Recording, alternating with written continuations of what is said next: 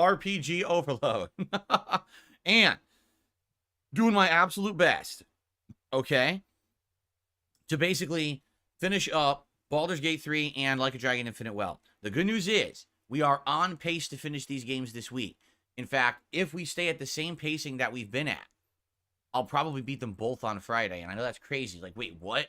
It's going to be perfect timing to finish them both on Friday? Yeah, maybe. All right? But let me tell you guys something. All right? And again, you know me, I'm honest. I'm not a butt kisser, but I also don't irrationally hate things for clickbait views. The further we go into Baldur's Gate 3 Endgame, the more I dislike this game. All right? And this is a game that I understand is something that attempted to do something probably never done in any kind of an RPG before. It tried to make an unmatched, insane amount of quantity while still maintaining a certain level of production value and quality in a retail gaming experience. You know, this is not a game that you paid $400 to play, although some people might very well say that's a justified price tag for the amount of content in the game. Okay? But man, after yesterday's stream, the entire stream was like a comedy of errors. And as much as I'd like to admit that sometimes I'm the one making the mistakes, yesterday was just atrocious. Okay? Simply using game mechanics that have worked the entirety of the game led to failure and disaster. Bugs, glitches, horrible design choices, frozen characters, screens teleporting back and forth between two rooms when I wasn't even in a room involved in something. It was just nonsense. Okay? And it all culminated at the very end of that session with me ultimately looking to lose a legendary weapon that is essential for the build of my character Karlach. And if it doesn't exist anymore, basically she's going to be nearly worthless. All right? Because there's really no way to replace that weapon. Did I do something wrong to deserve that? No, it's just a wonky game engine. And that's sad because a game with this many moving parts, there's so much to keep track of. I can understand when every once in a while something goes wrong. In fact, I can understand if like every third of the time something random happens and you're not expecting it. But when you're in the end game and you have a situation where you've built a character over the course of 130 hours and everything you've done has worked towards this character's build, and basically this character is so good, they've single-handedly been the reason you have won endgame challenging boss fights like the Raphael fight. And then to say, oh, we just decided in this particular fight, there's going to be a random variable that's going to cause chaos, and now an item will literally be yeeted from existence, fingers snapped out of the game engine, is completely unacceptable.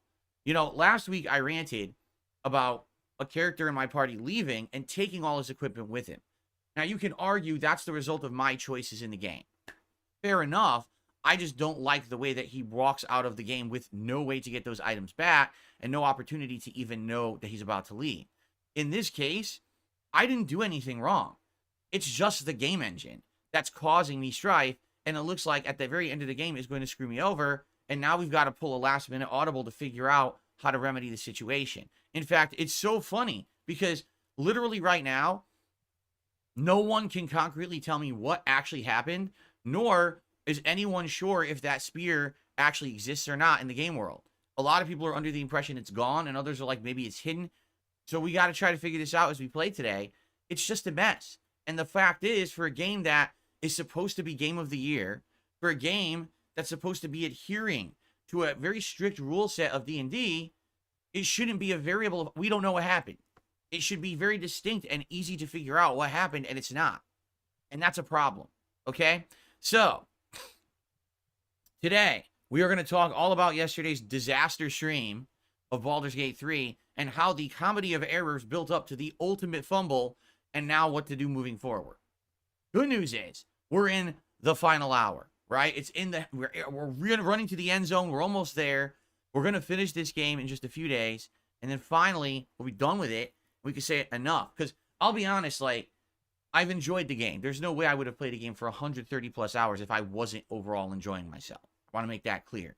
But I also feel like this game basically got an insane amount of passes when other games would have been judged very harshly for the problems that this game has because there was this humongous hype behind it for whatever reason. And I don't know, because actually I'm not into D&D.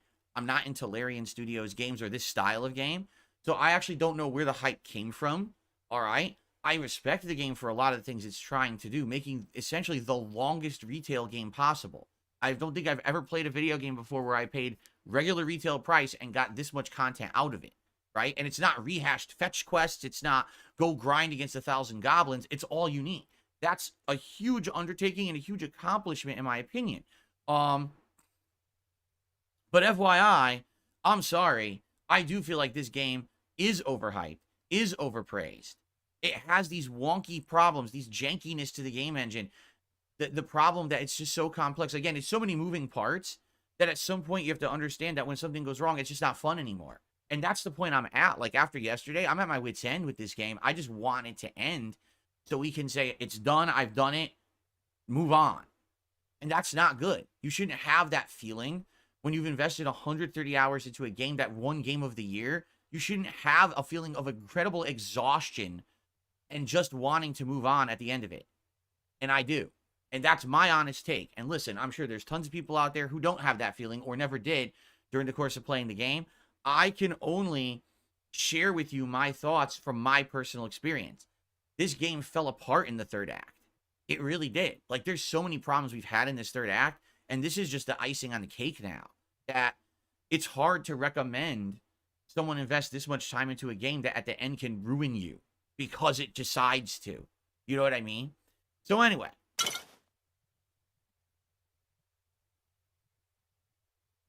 let's talk about it, all right? Let's go ahead and discuss the stream from yesterday. Just to get this out of the way, here's the schedule for the week.